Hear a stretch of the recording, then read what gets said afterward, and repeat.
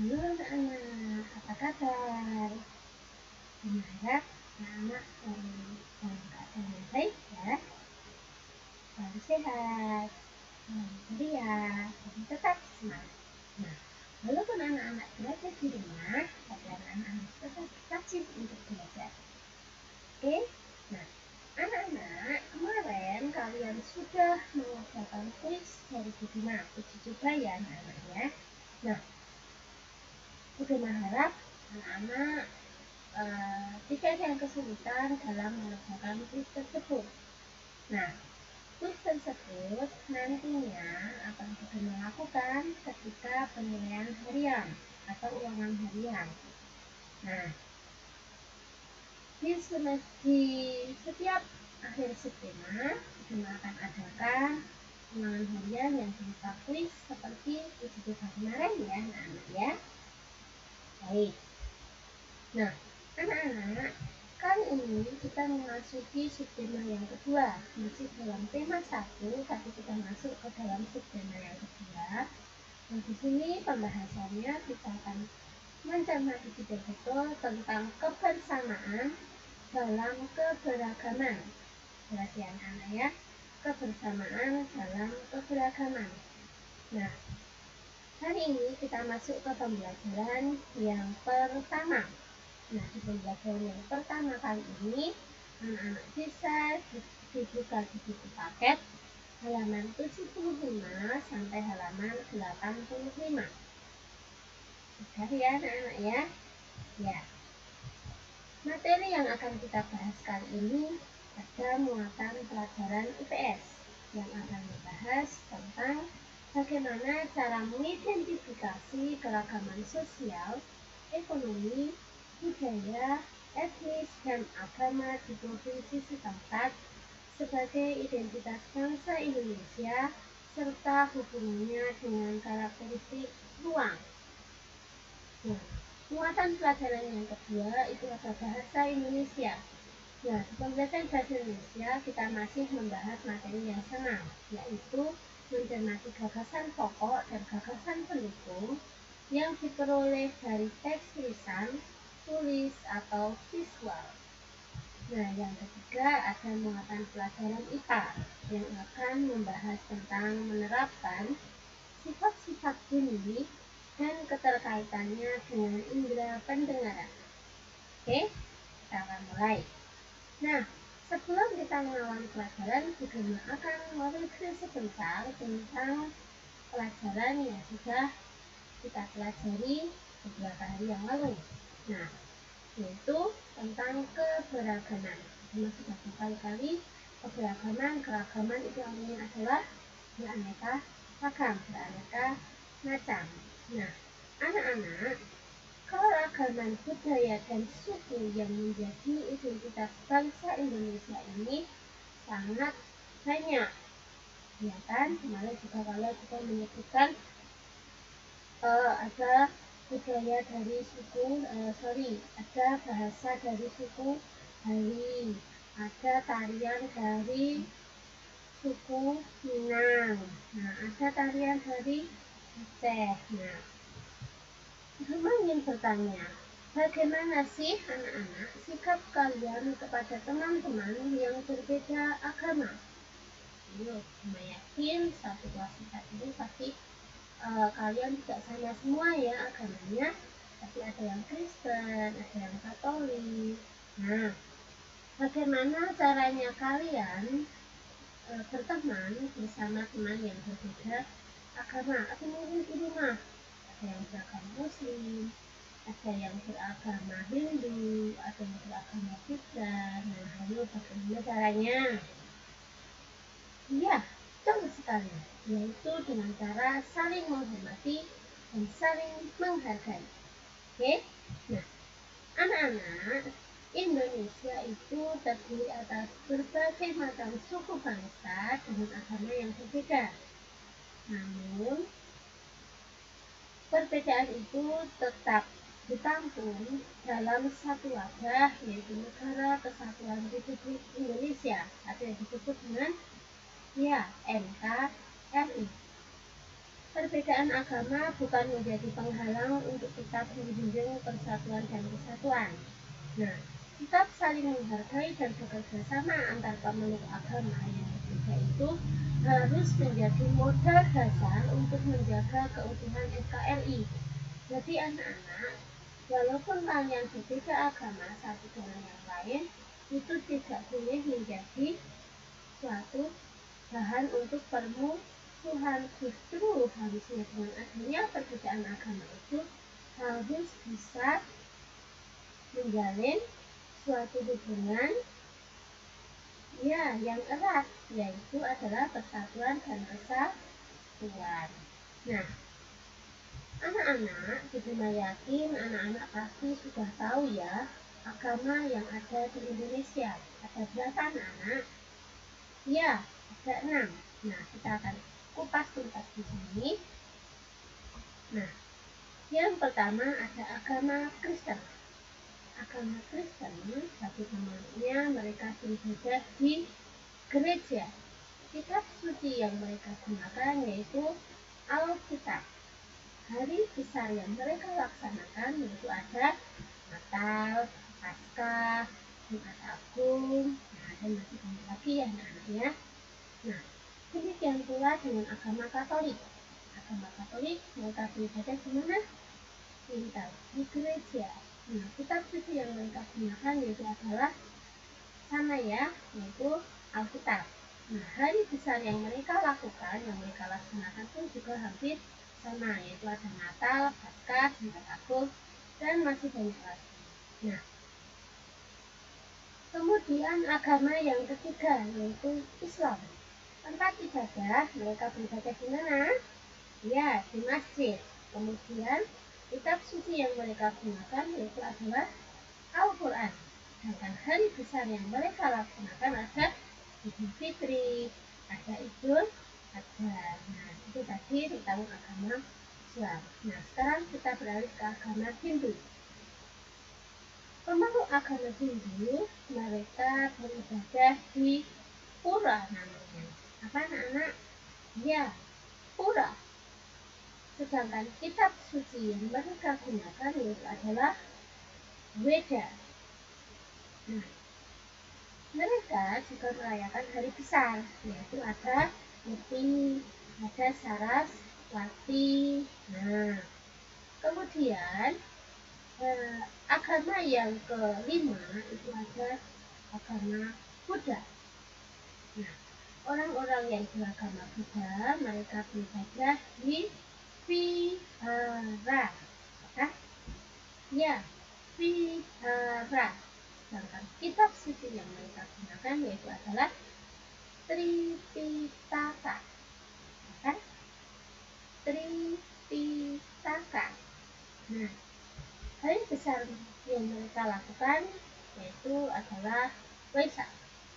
Jelas ya? Nah, ini adalah hari besar agama yang terakhir yaitu adalah Konghucu.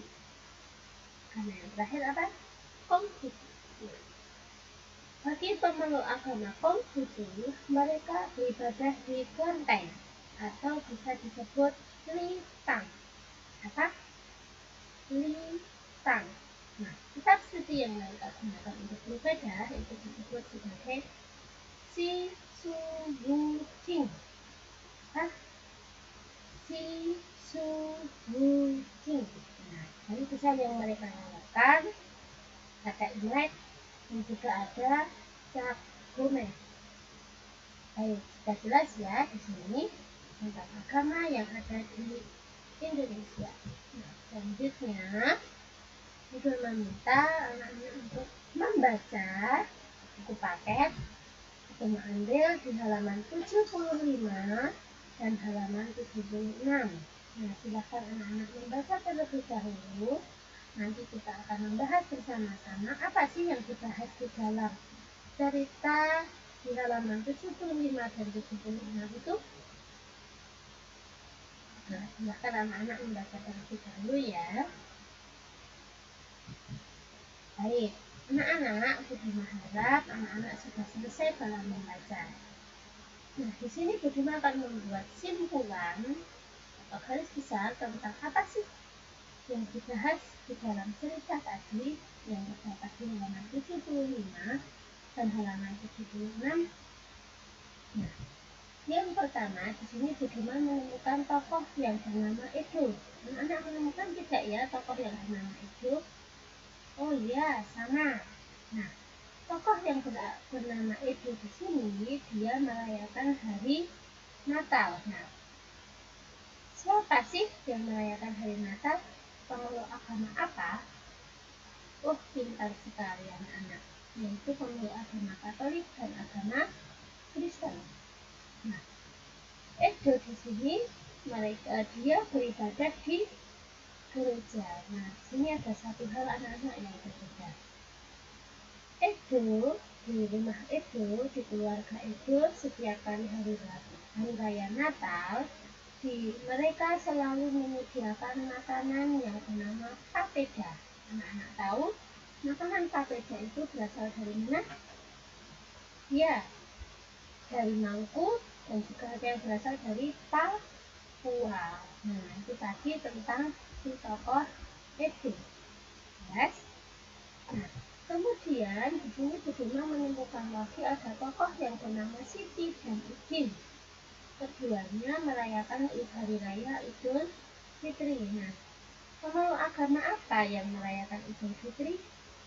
Ya, betul, Islam. Nah, Siti dan Udin dia beribadah di masjid. Nah, setiap hari raya Idul Fitri, keluarga Siti dan Udin itu menyediakan makanan khas, yaitu adalah ketupat dan opor ayam. Nah, itu tadi tentang si Siti dan si Udin. Nah, selanjutnya kita menemukan tokoh yang bernama Dayu. Nah, dalam cerita tadi, Dayu ini berasal dari Bali. Nah, dia merayakan hari raya yang bernama Galungan. Nah, anak-anak, Galungan ini adalah salah satu hari raya yang dilaksanakan oleh pemeluk agama Hindu. Nah, kebetulan dari berasal dari Bali, kebanyakan masyarakat di Bali itu beragama Hindu. Jelas ya anak-anaknya. Nah, kemudian setiap hari raya Galungan ini Dewi juga beribadah di pura. Pintar sekali.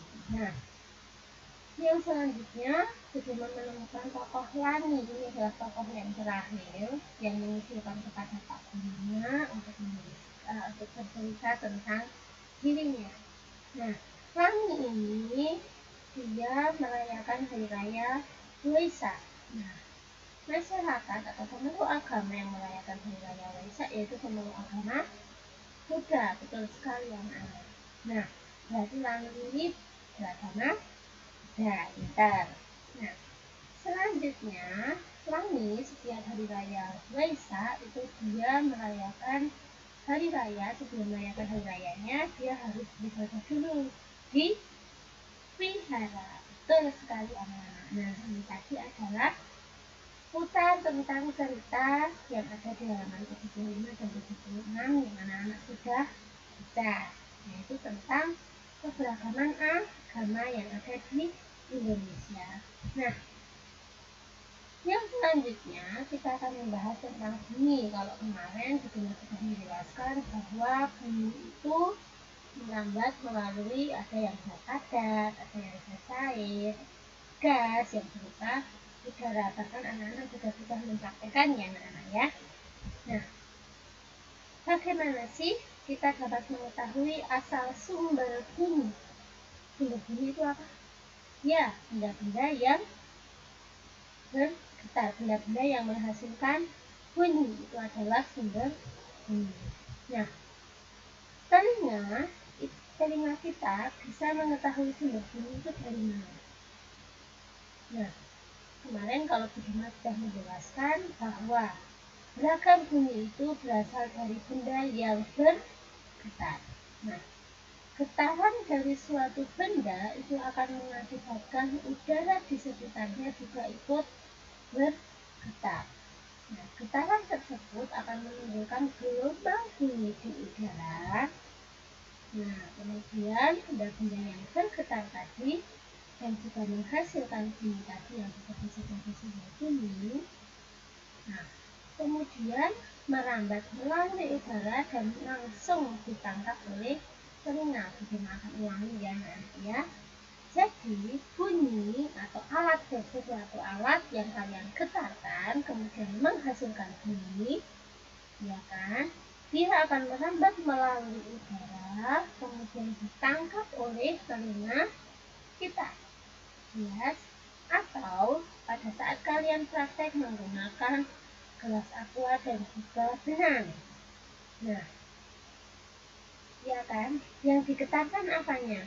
Ya, pita suara kalian sebagai sumber bunyi yang menghasilkan suara atau bunyi. Nah, pita suara kalian bergetar, kemudian bunyi itu merambat melalui benda padat atau melalui apa? Benang, lalu ditangkap oleh telinga si pendengar. Misalkan, oh Raffi mainan gelas aqua telepon-teleponan dengan adiknya. Raffi mengatakan, halo dek. Nah, kemudian adiknya bisa mendengar, oh Mas Raffi berbicara kepadaku, halo dek. Nah, itu seperti itu ya. Jadi pita suara Mas Raffi yang bergetar, kemudian suara yang dikeluarkan oleh Mas Raffi merambat melalui benda padat atau melalui benang dan kemudian ditangkap di telinga adik Mas Raffi. Itu sebagai contoh ya. Ya, selanjutnya anak-anak, getaran bunyi mengenai gendang telinga yang berupa selembar kulit tipis. Jadi getaran bunyi itu masuknya ke gendang telinga. Jadi kalian kan kadang, telingaku kok sakit. Hati-hati loh kalau membersihkan telinga, tidak boleh dikorek-korek sampai dalam, nanti gendang telinganya rusak. Nah, gendang telinga itu adalah satu-satunya organ terpenting dalam telinga yang digunakan untuk menangkap bunyi. Ya. Nah, selanjutnya getaran dari gendang telinga itu akan menjadi lebih besar di telinga bagian tengah dan diubah menjadi pesan atau sinyal listrik di telinga bagian dalam. Nah, anak-anak, sebenarnya bagian-bagian telinga ini akan kita bahas itu di pembelajaran yang ketiga. Nah, di sini anak-anak tidak usah bingung. Telinga itu bagiannya ada berapa sih? Nah, anak-anak, telinga itu bagiannya ada 3, yaitu telinga luar, telinga tengah, dan telinga bagian dalam. Telinga luar itu adalah yang terlihat oleh mata, itu namanya ada daun telinga, itu namanya telinga bagian luar ya anak-anak ya. Nah, kemudian ada bagian tengah, salah satunya adalah gendang telinga. Kemudian semakin ke dalam itu ada telinga bagian dalam. Jelas ya anak-anak ya. Nah, anak-anak, sinyal yang sudah ditangkap oleh telinga bagian dalam itu kemudian diteruskan oleh saraf pendengaran menuju otak yang kemudian menerjemahkan jenis dari bunyi itu. Jadi kita tahu, oh dia ngomong ini. Seperti tadi Mas Raffi mengatakan ke adiknya, halo dek. Nah, kita bisa otak langsung menerjemahkan, mencerna tuh, oh berarti tadi Mas Raffi mengatakan halo dek. Nah, seperti itu. Tapi prosesnya cepat ya anak-anak ya. Nah, anak-anak, setelah kita mengetahui proses bagaimana sih telinga kita bisa mendengar suara, hingga kita bisa tahu apa yang dikatakan seseorang atau apa sih bunyi itu. Nah, jelas kita harus bersyukur kepada Tuhan karena Tuhan sudah menganugerahkan kepada kita indera pendengaran yang berupa telinga, sehingga kita bisa meninggalkan anak-anak ya. Nah, anak-anak, merawat telinga dan menggunakannya secara benar itu adalah salah satu bentuk dari rasa syukur. Kita harus bersyukur tuh anak-anak punya indera telinga yang utuh, yang bisa mendengarkan dengan baik. Nah, kita juga harus merawat, kita juga menggunakan dengan baik sebagai wujud rasa syukur kita kepada Tuhan. Nah, anak-anak di sini sudah ada latihan soal untuk anak-anak. Nah, anak-anak nanti bisa mengerjakannya di buku tugas. Soal yang pertama, yaitu anak-anak menuliskan penyebab sakit atau gangguan pada telinga dan cara pengobatannya serta pencegahannya ya anak. Misalkan, oh ini sakitnya namanya congek misalkan. Ya kan, penyebabnya karena apa? Oh, karena bagian telinga yang kotor dan tidak dibersihkan. Terus cara pencegahannya bagaimana? Cara pengobatannya bagaimana? Nah, cara pengobatannya yaitu dengan cara membersihkan dengan teratur. Nah, anak-anak di nomor 1 ini anak-anak cukup menyebutkan satu saja. Tidak perlu banyak-banyak ya anak-anak. Satu saja penyebab sakit gangguannya, cara pengobatannya bagaimana, cara pencegahannya bagaimana. Satu saja. Oke. Kemudian yang kedua yaitu anak-anak menuliskan solusi atau cara yang lebih baik dalam menjaga kesehatan telinga. Nah, supaya telinganya tetap baik, tidak rusak, mendengar juga tetap jelas, itu bagaimana caranya. Nah, itu juga satu. Jadi nomor 1 kalian menyebutkan satu, nomor 2 kalian juga menyebutkan satu saja. Oke, jelas ya anak-anak ya. Baik. Nah, anak-anak seperti yang tadi sudah Budina sampaikan, bahwa Indonesia itu terdiri dari berbagai macam agama. Nah, perbedaan agama itu membutuhkan kita harus saling toleransi di antara pemeluknya. Nah, anak-anak nanti bisa di rumah sambil menunggu bunda, sambil menunggu ayah pulang, anak-anak bisa membaca bacaan berjudul Belajar dari Cerita yang terdapat di halaman 83. Ya, anak-anak bisa buka buku paket di halaman 83. Anak-anak baca dulu ceritanya, belajar dari cerita.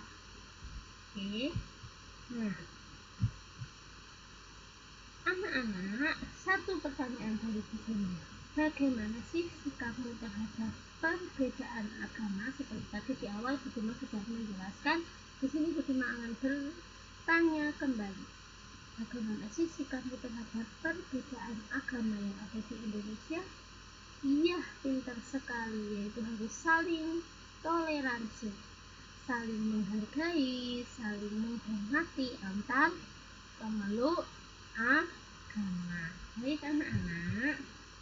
Nah, nanti anak-anak bisa saling bercerita, boleh bersama ayah, bersama bunda, bersama kakak, atau bersama saudara yang ada di rumah, saling bercerita ya tentang pengalaman kalian.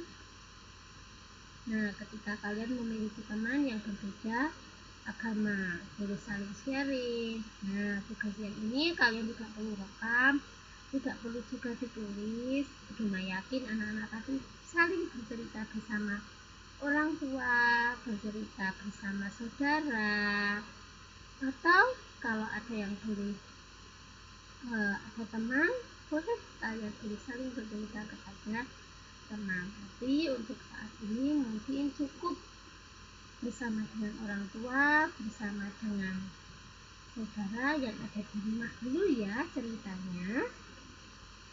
Baik. Nah, Budina akan ingatkan lagi tugas yang harus kalian tulis. Nah, yang harus kalian kerjakan sebagai latihan soal yaitu adalah muatan IPA. Nah, yang pertama soalnya yaitu menuliskan penyebab sakit atau gangguan pada telinga dan cara pengobatannya serta pencegahannya. Menyebutkan berapa anak-anak? Ya, betul, menyebutkan satu saja. Oke. Nah, kemudian yang kedua, anak-anak juga menuliskan bagaimana sih solusi atau cara yang lebih baik dalam menjaga kesehatan telinga. Cara yang lebih baik dalam menjaga kesehatan telinga. Ini juga menyebutkan satu-satu saja ya anak-anak ya, tidak perlu banyak-banyak. Nah, ini sebagai latihan soal kalian di rumah. Ya, seperti biasa silahkan kalian tulis, kalian kerjakan di buku kalian. Jangan lupa sertakan muatan pelajaran apa, hari dan tanggal kalian mengerjakannya ya. Nah, anak-anak bagaimana mengakhiri pelajaran pada hari ini? Silahkan anak-anak segera siapkan buku kalian untuk langsung belajar, untuk langsung mengerjakan latihan soal dari Budema ya. Baik, Budema harap anak-anak tetap berada di rumah, tetap jaga kesehatan ya. Satu lagi, luangkan waktu kalian untuk membantu orang tua kalian. Oke anak-anak, terima kasih. Selamat pagi, sampai jumpa lagi dan Tuhan memberkati.